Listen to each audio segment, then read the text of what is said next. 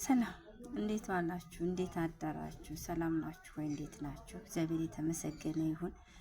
በሀገር ውስጥም በውጭም ያላችሁ ቤተሰቦቼ እንዴት ናችሁ? ሰላም ናችሁ?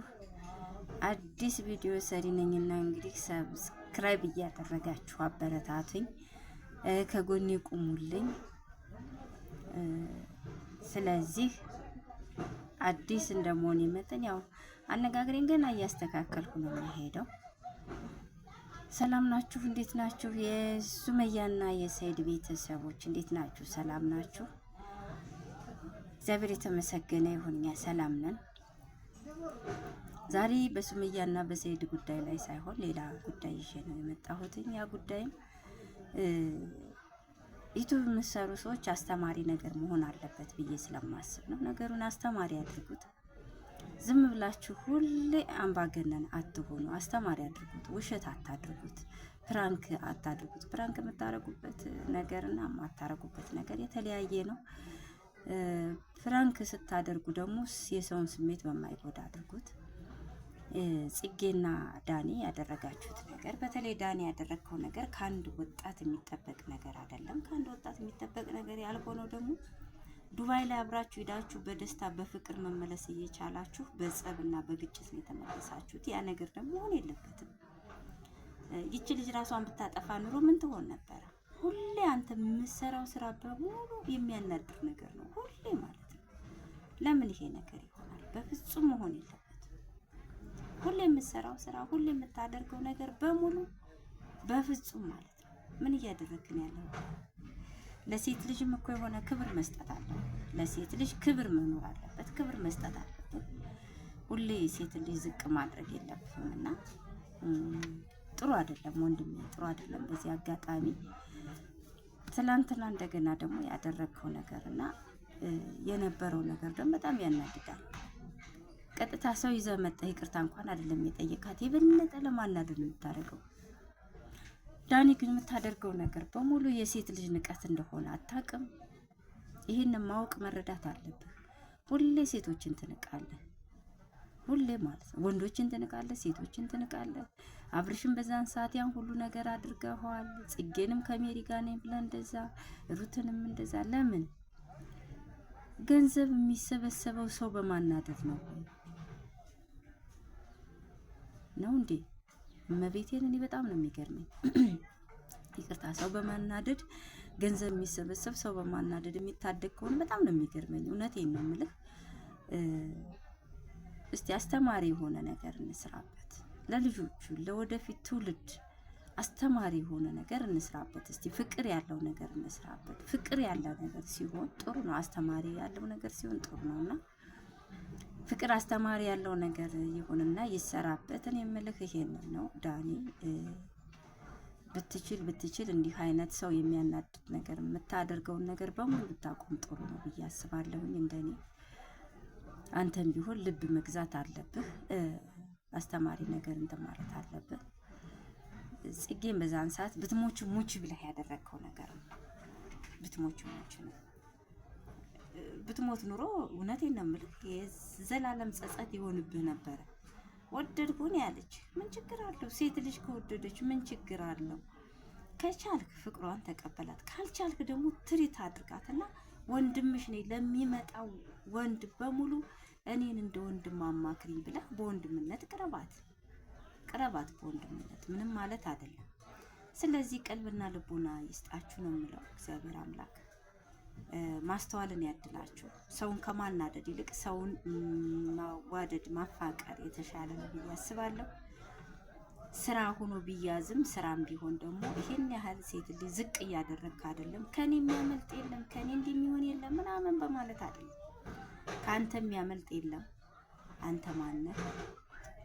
ስለዚህ ከኔ የሚያመልጥ ነገር የለም የሚለውን ነገር ስትናገር እግዚአብሔር ከፊትህ እንዳለ፣ እግዚአብሔር ካጠገብህ እንዳለ እያሰብክ ተናገር። ከኔ የበለጠ ሰው የለም፣ ከኔ በላይ ሰው የለም ከማለት ከኔ በታች ሰው የለም ብለህ ብትል ጥሩ ነው። ለምን ከኔ በታች ሰው የለም፣ የበታቻችሁ እኔ ነኝ ብለህ ብትል የተሻለ ነው ብዬ አስባለሁ። ስለዚህ ዳኒ አስተማሪ የሆነ ነገር አድርግ። ሁሌ የሚያናድር ነገር አታድርግ።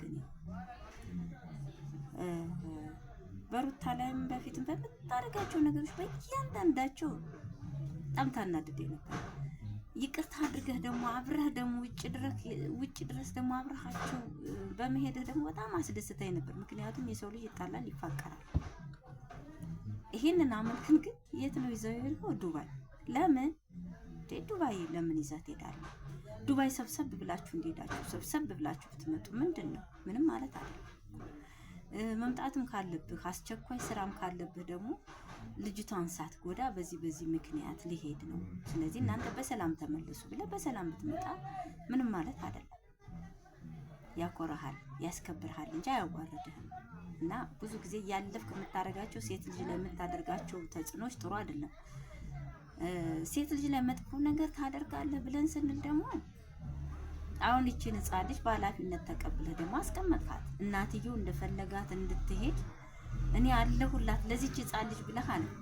ስለዚህ ዳኒ ክፉ ነህ ወይስ ጥሩ ሰው ነህ? አላቅም። እኔ ጥሩ ነህ ለማለት ምናልባት የተወሰነ ጊዜ ጀምሬ ነው መከታተል የጀመርኩት። ከመጀመሪያ ጀምሬ ባህሪህን ስለማላቅ አላቅም።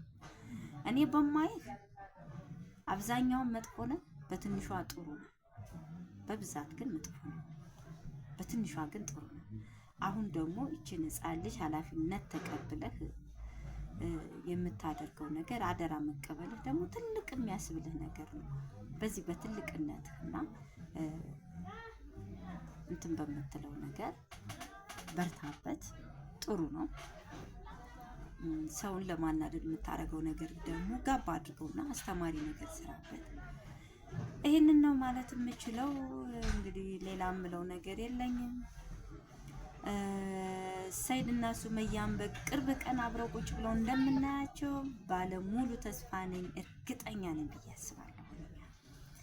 አብረው ቁጭ ብለው ሰላም ፈጥረው እንደምናያቸው ባለሙሉ ተስፋ ነኝ። ይሄ ሁሉ ያዘነው ሰው በሙሉ ደስተኛ እንደሚሆን ባለሙሉ ተስፋ ነኝ። እህቶቹም ደስተኛ እንደሚሆኑ፣ ቤተሰቦችሽ በሙሉ አንቺን ወዳጅ የሆኑ ሰዎች በሙሉ አንቺን ተከታይ የሆኑ ሰዎች በሙሉ በዛ ነገር እንደሚደሰቱ በጣም እርግጠኛ ነኝ እና እግዚአብሔር አምላክ በየሁሉም ሰው በየሁሉም ልቦና እግዚአብሔር አምላክ ፍቅርን ሰጥቶ ሰላምን፣ አንድነትን ያድለን። የሰው መውደዱን ቀና መንገዱን ያድለን።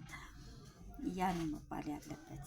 ፍቅርን የመሰለ ነገር የለም፣ መዋደድን የመሰለ ነገር የለም፣ ሰላምን የመሰለ ነገር የለም። እና ትላንት እንግዲህ ማንንም አላየሁም፣ ሱመያንም ሰይድንም አላየሁም። ስለዚህ አዲስ ቪዲዮ መስራት በእነሱ ላይ አልችልም፣ አላየኋቸውም። ስለዚህ እኔም እንደ ጀማሪነቴ ግን አበረታቱ። ስራ ላይ ሁኜ ነው፣ ስራ ቦታዬ ላይ ሁኜ ነው ብዙ ጊዜ መስራት ያለብኝ። ስራዬንም እያሳየው እያስተዋወቁ ስለሆነ እዛ ቦታ ላይ ሁኜ ስለምሰራ እናንተም እንግዲህ አለሁ በሉኝ፣ ከጎኔ ሁኑልኝ፣ አበረታቱ። መስራት ምን አይነት እንደሆነ እንድታሳውቁኝ እፈልጋለሁ። ይሄንን ነው እኔ ከእናንተ የምጠይቀው፣ ከእናንተ የምለምነው ይሄንን ነው። ሌላ ነገር አለምንም። በትልቁ ግን የምጠይቃችሁ እግዚአብሔር ፍቅርን፣ ሰላምን እንዲሰጠን፣ መፋቀር መዋደድን እንዲሰጠን ይሄ የዘወትር ጸሎቴ ነው። በየእምነታችን፣ በየባህላችን፣ በየእምነት ተቋማችን ፍቅር እንዲሰጠን፣ መዋደድን እንዲሰጠን የሁልጊዜ ጸሎቴ የሁልጊዜ ልመናዬ ይሄ ነውና እግዚአብሔር አምላክ እንግዲህ ሀገራችንን ሰላም ያድርግልን። ሁሌም እንደምለው አገር ሰላም ስትሆን ነው ሁሉም ሰላም የሚሆነው፣ የታመመም የሚድነው፣ የታሰረም የሚፈታው፣ የሞተም የሚቀበረው፣ መንግስተ ሰማያትን እንዲወርስ ፍትሐተ ንግስት የሚደረግለት አገር ሰላም ስትሆን ነው። አገር ሰላም ካልሆነች የሞተም አይቀበርም፣ የታመመም አይጠየቅም፣ የተጣላም አይታረቅም፣ የታሰረም አይፈታም አገር ሰላም ካልሆነ። ስለዚህ አገራችንን ሰላም እንዲያደርግልን የሁልጊዜ ልመናና ጸሎቴ ነው። የኢትዮጵያ ሕዝብ በሙሉ በያላችሁበት ሰላም ሁኑልኝ። ሰላም ትሁን ሀገራችን። በየእምነታችሁ የሀገራችንን ሰላም ለምኑ። እውነቴን ነው የምላችሁ። በተለይ ቄስን ከመቅደሱ መንግስትን ከወንበሩ የሚያስተካክል አምላክ በቅርብ ቀን እንዲሆንልን በየእምነታችን ጸሎት ማድረግ አለብን። እግዚኦ ማለት አለብን። ጸሎት ማድረግ አለብን። ወንድም ከወንድሙ የማይፋቀር የማይዋደድበት ሰዓትና ወቅት ላይ ነውና